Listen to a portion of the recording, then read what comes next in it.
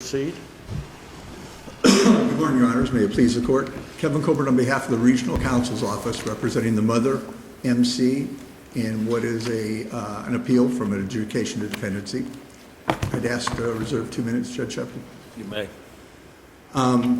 This is the second time this case has been before this Court. The first time in a different posture, it came before the Court on the granting of an expedited petition for termination of parental rights. The Court reversed and remanded with instructions. At that point in time, the trial court entered an adjudication as to both children, and we've taken that up on appeal. There are essentially three issues: two children, two with EC and one with GC.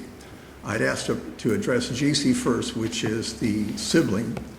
And our point here is that this would be a prospective risk of harm, and that there was absolutely no evidence, let alone substantial and competent, and especially not any evidence of imminence that this child's at risk of harm for neglect, abuse, or abandonment. There's just nothing. Were there any findings by the trial court in its final order as to GC, other than the conclusory findings? Just the conclusory, Your Honor, exactly. I would say, yes, there are findings, but they're conclusory. And the trial court based its dependency order on the very same record as the termination order. There were no further evidentiary proceedings? Correct, Your Honor. And on that point, I believe it has to. This came before the court one other time on that posture, because my argument would be it's collaterally stopped from rehearing the adjudication of dependency when the initial termination of parental rights has a component of dependency within it. At the end of a termination of parental rights, you're allowed to find terminating the parental rights, dismissing the case, or in the alternative, you can find a dependency and go forward from that point. But why should they be collaterally stopped? If the first case were a dependency and we reversed, and then they ordered a termination, I could see that argument, but I don't understand procedurally how they can be stopped from making a finding. Because it's the same facts in the same case, and they had the ability to make that same determination in that trial. But I'm taking us a far afield in that. I understand. So the answer to your question is yes, they did do it on the same transcript, the same trial previously. Was there any, does the record reflect that there was any effort to reopen the evidence? No, Your Honor. Well, none there was whatsoever. no effort. Actually, you have no transcripts before you. Is it absolutely required that we remand for findings, or are there some circumstances under which that is not necessary? Well, it isn't necessary, as I was just discussing with Judge Emis. Under 811, when you have a termination of parental rights trial, the court has three options. And in this case, it reversed and remanded and directed the court to look at 39811. Under 39811, the court had the ability to go ahead and dismiss everything in its entirety, which is what we're asking, or in the alternative, it could find an adjudication of dependency based on the original transcripts, based on the evidence that was presented in the original trial. I noticed in the current order, that the conclusion was based upon sections 39.01, 41, and 44. Correct, that's the EC. Not 14F, not the imminency statute. Correct. And those were as of the EC. I'm sorry. That was actually as to EC. GC, as Judge Emis said, there's conclusory that it would be prospective because there is no evidence of, well, anyway, that being said, you're correct, Your Honor. Well, that's what the order says, that it's based upon, as to both children, on those two statutes, not. And there's absolutely no evidence as to GC. Not imminency, so that the issue as to both, I suppose, is whether or not they were in danger of being significantly impaired under one of those two statutes, right? No, I believe that what the court said was that EC was neglected. Well, actually, it said that incorrectly that both of them were neglected under that statute. There's no evidence as to GC, the sibling, none whatsoever. As to EC, if I could address that, Your Honor, please. One charge was a 390141, which is medical neglect. Right. I would argue that, and this might be a stretch, but the law of the case from the previous hearing where the opinion said that the mother took the child to the hospital immediately upon finding the burns precludes the trial court from making a finding of medical neglect. If in fact the mother took the child immediately upon discovering the injuries to the hospital, then there could have been no medical neglect. Well, and if you look further into the prior opinion, you find that the following statements: the trial court's finding that the mother engaged in egregious conduct is based in part on the trial court's erroneous finding that the children were under the mother's supervision except for mere seconds of time. This finding, however, is not supported by the record. Then in the next paragraph, this court said there is no evidence as to how the injury occurred or who or what caused the injury. Next paragraph, it says, based on this finding, the trial court made the unsupported leap that the mother either inflicted the injury or knowingly failed to prevent it. Next paragraph, no one was able to opine as to who or what injured EC or specifically when EC was injured. Are those findings law of the case? Yes, they would be, Your Honor, So how can we find that that EC is dependent on as to the mother if there is no evidence as to how the injury occurred? That's what we said, right or wrong. No evidence as to how the injury occurred or who or what caused the injury. I don't disagree. I believe that is true. You don't disagree. Do you agree? I agree, Your Honor. However, I would ask to distinguish those were findings based on clear and convincing evidence.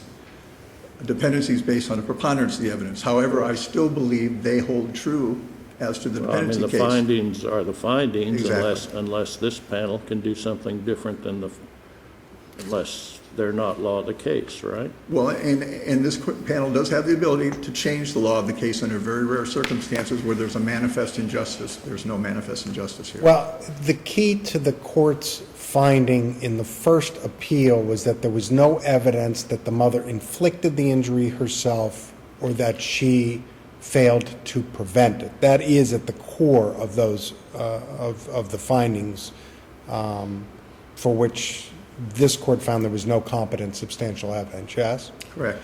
But it seems that the core of the dependency finding as to EC in this case was a finding that it is not believable that the mother could not have reasonably discovered these injuries before she claims that she did, and therefore did not seek medical intervention for the child quickly enough. Do you disagree with that? No, I don't disagree with that, but I would then say that that is precluded by the findings under the law of the case, because the original MC decision said that the mother, I don't have the statement in front of me, but it said the mother immediately took the child upon discovering the burns to the hospital. I was on that case, it did. And for that reason, Your Honor, even though it's a lower standard of proof, a preponderance of the evidence, and it's a neglect under 3D16-1114, I still believe that they're putting to one side the law of the case, even there is no substantial and competent evidence that this mother knew or should have known that the child had been injured. All right. Thank you, counsel. You'll have 2 minutes. Thank you, Your Honor.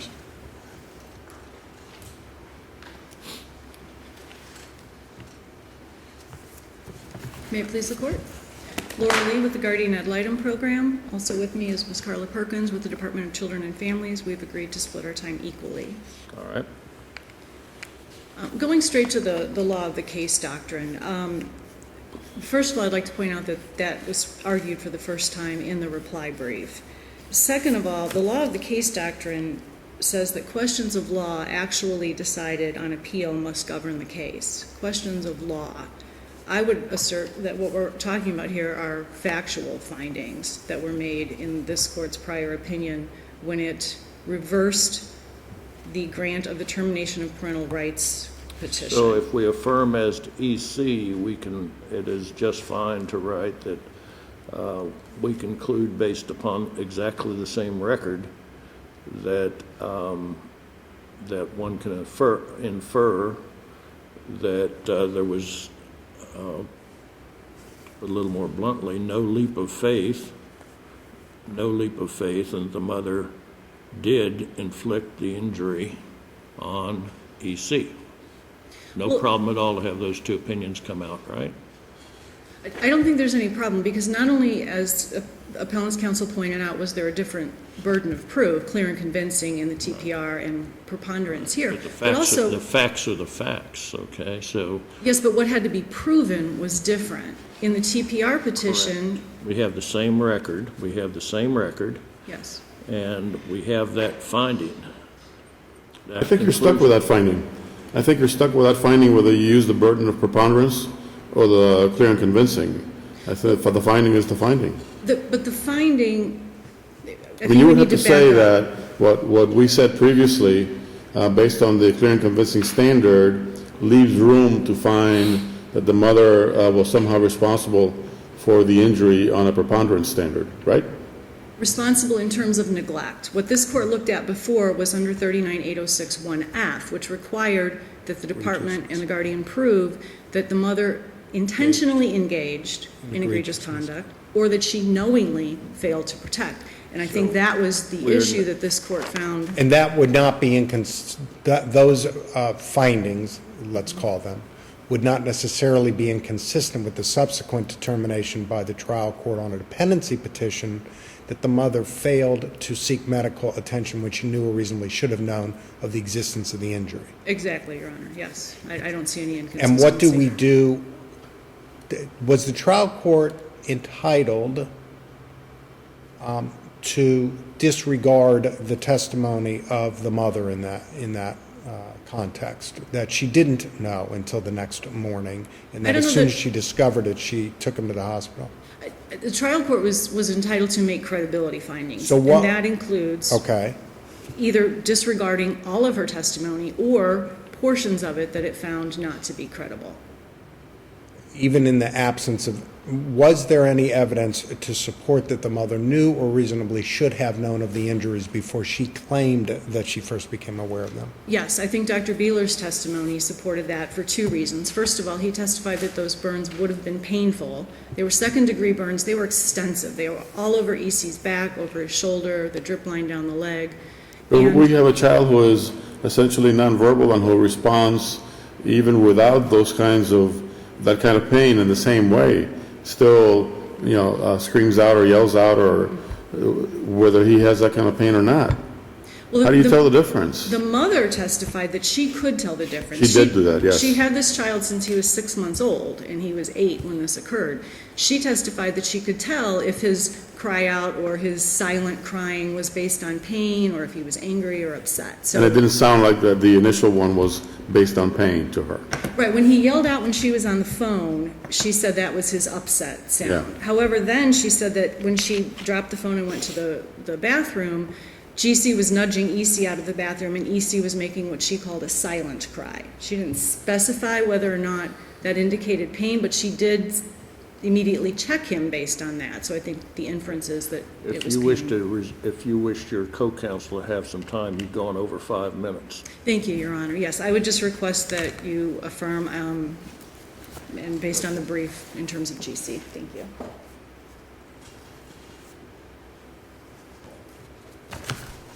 May it So I please the think court. we've talked quite a bit about EC. What about GC, counsel? The evidence on GC is a minor who does not even want to visit with the mother. Testimony is that he, So what? well, the So problem. what? We have a better parent? The problem here is the care of GC is also tied to the care of AC. And looking at GC, if you have a child, mother herself testified that he's run away so many times. What Guardian's testimony. what is your best case to support the dependency finding, quite apart from the order? What is your best case to support the dependency finding in this case as to GC? The prospective risk of harm to any minor, I would say EMA, where the court talks about. What is your best case? You cited 4 cases in your brief. What is your best one? What do you consider to be your best one? Yeah, I would actually cite Denson. Denson meaning that a court can find a child, just like in Paget, where the court could find children at risk of harm based on a TPR. Denson is a sexual abuse. Denson is a sexual abuse case, correct? But you have risk of harm to the other And if- children. And in that particular case, the court, let's be sure that we're correct, I think did not the court reverse the finding as to neglect as to the other child? I think it did. I read it. Yes. In Denson, the ruling, So if that's the case, if that's your best case, why shouldn't we reverse as to GC? Denson has the rule of law which follows Paget, and Denson says, even with a reversal as to other children, it says that a court can find risk of harm to other children in the same situation as a child who's been harmed. You So have do here, you have a case where that has occurred? you know, the facts You have here a are case- difficult. Do you have a case to support the notion? You've cited one for reversal. Do you have one for affirmance? Reviewing of the Brown versus Department of Health also supports the lower court's ruling. In Brown, this court affirmed that the finding of a baby at risk of prospective neglect. You have here a case of not only prospective neglect, but the evidence also does support neglect findings with regard to GC and not EC only. And while the court's final judgment, final order on the adjudication may not focus so much on GC, the This testimony before the court. Brown is a case where there is a continuing substance abuse case, correct? That the mother, I think there were at least two children involved, probably two, and the court stated in affirming that particular case that the medical testimony, along with the mother's admission to a continuing substance abuse problem, was sufficient to support the finding that the infant was in danger of prospective neglect. Is there any testimony that would support a finding that EC is set aside the inference that one might be able to draw that he was abused, or she was abused, whichever it was. Is there any supportive evidence so that you have parallel situation that this mother, who has had these kids for, I think it was 10 years and 8 years, or just about that long at the time of this incident, would do the same thing to EC again? In other words, sort of like the substance abuse situation. Any facts to suggest that? Any expert opinion in the record to support that? With reference to EC, the child, the nonverbal 9-year-old who was injured, the evidence does support the finding that of neglect and medical neglect. And if you look at the mother's... I'm asking for something that supports the notion in Brown that is also in the other case you cite. Denson. Denson and MW, I think, is cited as well, that which happened to be a sexual abuse case, that there is some sort of a pattern. Or at least a nexus. With reference to GC or EC? GC? We asked- GC is a 12-year-old child who... Yes. And Where- so what where I'm is the looking for nexus? is some evidence, some argument that you can make of, let me switch it. Was this the first time after the adoption of MC and EC that either one of them was brought into the system? This is the first case that we know of, although there was a case involving the older sister. So the older sister who was living in the house, the department did get involved at that point, because the older sister did make an allegation against the mother, and she was How long removed. ago was that case? That was, I would say, a few years back. And is that... Because she left the Is home. the record of the, I think it was RC, is that the other person, the other child, is that in No, this Casey. Casey. mother testified Is that that in that? Casey- Is that in this record? The mother did testify about Casey, yes, the mother Oh, I did. know. The mother testified that Casey, who's the So oldest of the three in any siblings. event, your best case is Brown. Is that correct? Well, we cited, the department cited two cases, and the two cases really, looking at them. Brown it- and it- what's the other one? Denson, right? Brown and Denson. Brown and Denson for the One concept. goes one and- way, one goes the other way. Well, in terms of burn cases, because the dependency area does not have a wealth of case law like criminal. So I've repeatedly searched for Seems to me something you've got similar. hundreds and thousands of cases out there. A lot of them are reversals, but a lot of them don't have a similar fact situation like what I've found here. Because I was looking at the fact where you have a nonverbal 9-year-old who has suffered extensive injuries. And the point is, the department does not say that the mother did this. We're not saying she went, and as this court correctly found. Okay. You're saying she failed to seek assistance promptly enough? She did not seek assistance, and I will point to page 52 of the record. But she did seek assistance. You're saying she didn't do it quickly enough. She wasn't able to identify it in time to get better treatment for the child. Well, it's not even quickly enough. It's that the child displayed cues, that she should have been aware of his cues, because she testified that he yelled out, she dropped the phone, she ran to the bathroom, they were standing, he and his brother were standing outside of the bathroom.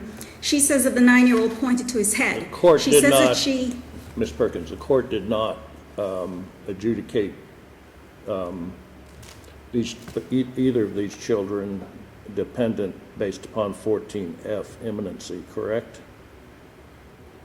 she found neglect for both Well, children. the answer is, And she found medical she neglect. did it on the basis of two other statutes, correct? If you look at the ordered and adjudged portion, she did it on the basis of two other statutes, two other sections of the same statute, correct? Under the dependency section. Yes. 390141, medical neglect, and 44, neglect. All right. And we have neglect here. We have, page 52 of the record actually gives a time frame. And it says the mother testified that EC went to bed at approximately 10 p.m. that night after she soothed him and everything. The incident supposedly occurred after 8 o'clock, shortly after 8. You have a nonverbal child who obviously was in signs of some kind of distress, upset, or whatever. Just like a baby, if someone has a baby and a baby is crying or upset for a period of time, you would take the baby to the doctor, call the doctor, or use some method. Do you agree that we are bound by the finding in the prior opinion that there's no evidence as to how the injury occurred or who caused or what caused the injury? That's correct, but that's not applicable here in the dependency Well, phase. but whether it's applicable or not, are we bound by that finding? For the law of the case. All right, thank you. In this case here. Thank you, counsel. Thank you. We would ask that you affirm. Mr. Coyle, you have 2 minutes. I really have nothing unless the court has questions. I believe the court understands. Well, the fact of the matter is, Mr. Coyle,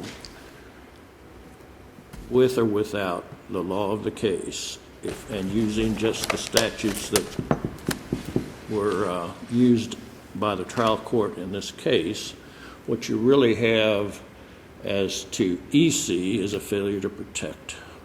That's what this statute's all about, right? Failure to protect. I would disagree. That's what the last, nobody said it much, but the last phrase, in danger of being significantly impaired, that's what the case law is all about for that phrase, is it not? If the court's asking me about prospective, it's a requirement that it be imminent, number one. So number two, I would separate 390144 from 390141 with the medical neglect. There is nothing, if we're going to believe the mother, that she heard a cry, that she went and checked on the child, that she looked over his body, then, we have to accept there is no contradictory evidence, and then she did take the child first thing the following day when Can she the found court, out. can the trial court find that not credible or reasonable, or find that it is implausible and reject it? Absolutely. It's a credibility determination, Your Honor, but there needs to be something for the court to hang its hat on. And there is no other proof. There is no other evidence. The medical expert said... Except for what happened to EC. I'm sorry, Your Honor. Except for what happened to EC. Well, no, And perhaps the fact that she didn't take him to the doctor right away. well, and I'm arguing that that isn't the case, Your Honor. Judge Enos is asking me, can the judge make a credibility determination? She put that to one side, that how she didn't recognize anything the night before, but that only leaves us with the fact that she took the child to the emergency room that day. The prior panel's position in the published opinion, I believe, was that she acted as soon as she became aware of the injury. I believe it said immediately, Your Honor. And secondly, it's a knew or should have known as far as the harm to him. Children have accidents. The fact that she can't tell you how this accident occurred, the expert can't tell you how this accident Of occurred. course, nobody believed her. Sir? Nobody believed her. And nobody believes her. How did it occur? It was an accident. Thank you, Mr. Clark. Thank you, Your Honors. Thank you. I ask that you reverse. Thank you.